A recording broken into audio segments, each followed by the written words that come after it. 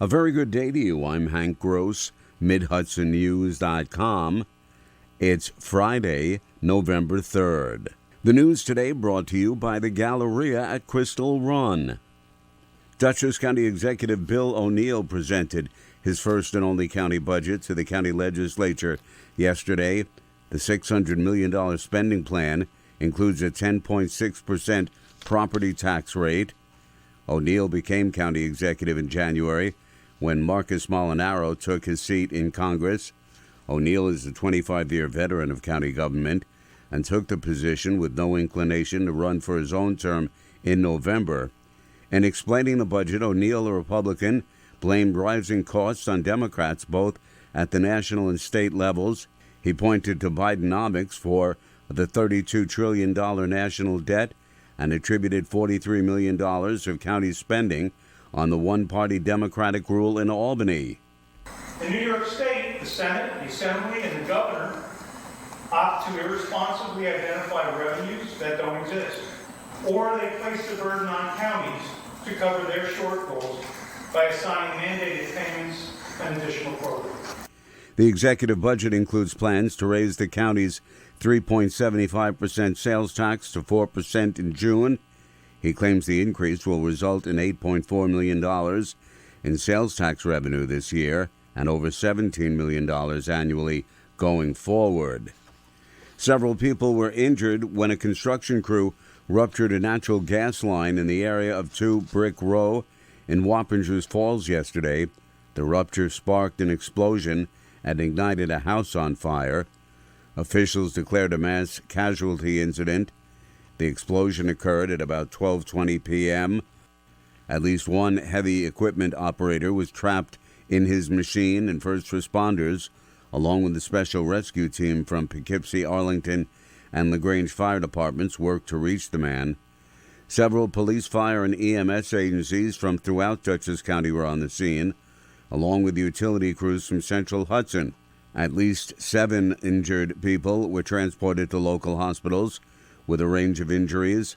One of the injured was a state trooper who was one of the first on the scene. Although injured, he's credited with pulling injured workers from the blast site and arranging for their medical treatment before seeking aid himself. By a unanimous vote of the 17 lawmakers present at Thursday's monthly meeting, the Orange County Legislature voted to create a special committee to investigate allegations of impropriety in the selection of an information technology consultant and the related payment process. State Senator James Skoufis last week alleged the selection of Star CIO was improper because the principal is the brother-in-law of the county's Human Resources Commissioner. Lawmakers will also look into the no-bid contract that was extended from $65,000 to over $800,000. County legislator Stephen Brescia urged caution in the special task force investigation. I just hope this is done with objectivity, because there were a lot of accusations made up of that. And we like the press conference, we like the circus, because that's what it is a lot of times. And believe me, if the stuff that's said is true, then there needs to be consequences. But if a lot of things weren't true, then there needs to be apologies. So I just certainly hope that this is done with objectivity and impartiality.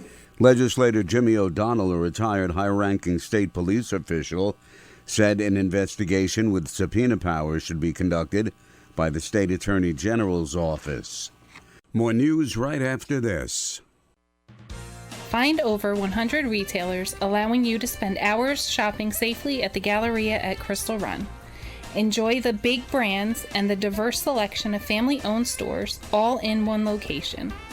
The Galleria at Crystal Run offers dining options for everyone with Fuji 110 Grill, Allen's Mediterranean Grill, and Peru Cuisine.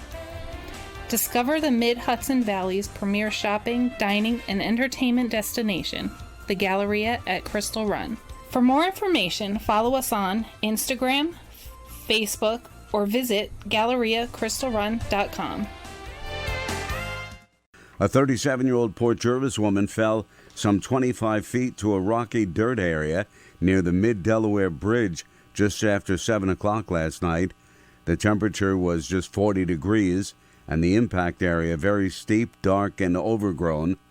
Fortunately, a man heard the victim's cries for help from across the river and investigated to report the location. Once the injured woman was spotted, he called 911 for help. The Port Jervis Police Department was among immediate responders to the scene, with officers confirming the woman as being from Port Jervis and having fallen down the steep New York side embankment along the Delaware River. A water rescue call was quickly placed to request the Battalion 8 Water Operations Team to the scene. The team treated and secured the injured woman for transport to West End Beach by boat. From there, she was airlifted by medevac to Westchester Medical Center in Valhalla for treatment. The injured woman was awake and verbal but expressed a great deal of pain after she was cared for on the scene and transported to the awaiting medevac.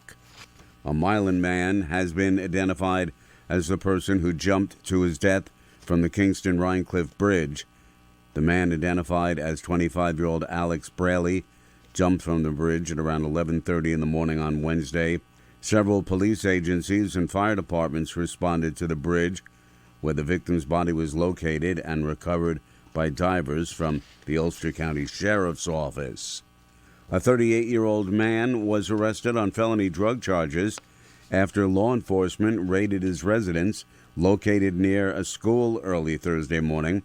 The raid was the result of an investigation into the sale of drugs, including fentanyl, on Forbes Street in Poughkeepsie. Maurice Bogle was arrested by the Dutchess County Drug Task Force and charged with the felonies of criminal possession of a controlled substance with intent to sell and criminal sale of a controlled substance, fentanyl, at his Forbes Street house located 200 feet from Poughkeepsie High School. Detective Sergeant Adam Harris of the Dutchess County Drug Task Force noted additional charges are pending. Widespread vandalism Wednesday night into Thursday morning caused significant damage to First Student school buses at the company's Fitchett Way bus depot in the town of Poughkeepsie. First Student is the contracted bus provider for the Poughkeepsie City School District. The damage resulted in the district having no transportation to get students to and from school on Thursday. The Poughkeepsie City School District is working with First Student to restore school bus service to all regularly serviced district students for today. I'm Hank Gross, MidHudsonNews.com for Radio Kingston. I'm Hank Gross, MidHudsonNews.com.